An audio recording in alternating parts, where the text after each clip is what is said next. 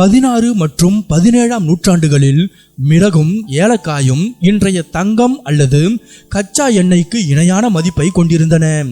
ஐரோப்பாவின் கடும் குளிரில் உணவை பாதுகாக்கவும் சுவையை ஊட்டவும் இந்திய நறுமணப் பொருட்கள் அவர்களுக்கு தேவையாய் இருந்தது. குறிப்பாக 5 இந்திய நறுமணப் பொருட்கள் பிரிட்டிஷாரை இந்தியா நோக்கி ஈர்க்க மிக முக்கிய காரணமாக அமைந்தன. அவை என்னென்ன என்பதை பற்றி இப்போது பார்ப்போம்.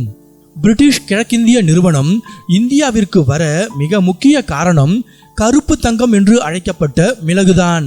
கேரளாவின் மலபார் கடற்கரையில் விளையும் மிளகு உலகத்தரம் வாய்ந்தது. அக்காலத்தில் குளிர்சாதன பெட்டிகள் இல்லை. எனவே இறைச்சியை நீண்ட நாட்கள் கெடாமல் பாதுகாக்கவும் அதன் வாடையை குறைக்கவும் மிளகு பெருமளவில் பயன்படுத்தப்பட்டது. டச்சுக்காரர்களின் மிளகு ஏகோபோகத்தை உடைக்கவே பிரிட்டிஷார் நேரடியாக இந்தியா வந்தடைந்தனர். லவங்கம்பட்டை அக்கால ஐரோப்பாவில் ஒரு அந்தஸ்தின் அடையாளமாக கருதப்பட்டது. இது உணவுக்கு சுவை ஊட்டுவது மட்டுமன்றி வாசனை திரவியங்கள் தயாரிக்கவும் பயன்படுத்தப்பட்டது. செரிமான கோளாறுகள் மற்றும் சளி தொல்லைகளுக்கு மருந்தாகவும் லவங்கம்பட்டையை பிரிட்டிஷார் பயன்படுத்தினர். இதன் இனிப்பான வாசனையும் காரமான சுவையும் அவர்களுக்கு மிகவும் பிடித்திருந்தது.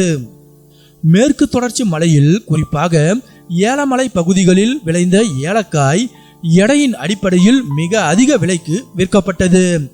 ஐரோப்பியர்களின் இனிப்பு வகைகள் மற்றும் பிஸ்கட் தயாரிப்பில் ஏலக்காய் ஒரு முக்கிய இடத்தை பிடித்தது. இதன் தனித்துவமான நறுமணம் மற்ற எந்த நாட்டு நறுமண பொருட்களிலும் அவர்களுக்கு கிடைக்கவில்லை. கிராம்பு ஒரு சிறிய பொருளாக இருந்தாலும் அதன் வணிக மதிப்பு மிக பெரியது.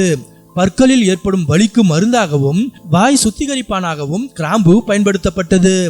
கிராம்பு வர்த்தகத்தை கைப்பற்றவே போர்த்துகீசியர்கள், டச்சுக்காரர்கள் மற்றும் பிரிட்டிஷார் இடையே பல கடற்போர் யுத்தங்கள் நடந்தன.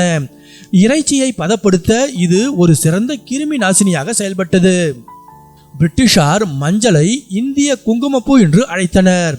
தொடக்கத்தில் இது ஒரு நறுமண பொருளாக பார்க்கப்பட்டாலும் பிறகு ஒரு சிறந்த இயற்கை சாயமாக பிரிட்டிஷ் ஜவுளித்துறையில் பயன்படுத்தப்பட்டது. இந்திய கறி வகைகளின் நிறத்திற்கும் சுவைக்கும் மஞ்சள் தான் அடிப்படை என்பதை உணர்ந்த பிரிட்டிஷார் இதை உலக நாடுகளுக்கு ஏற்றுமதி செய்ய தொடங்கினர்.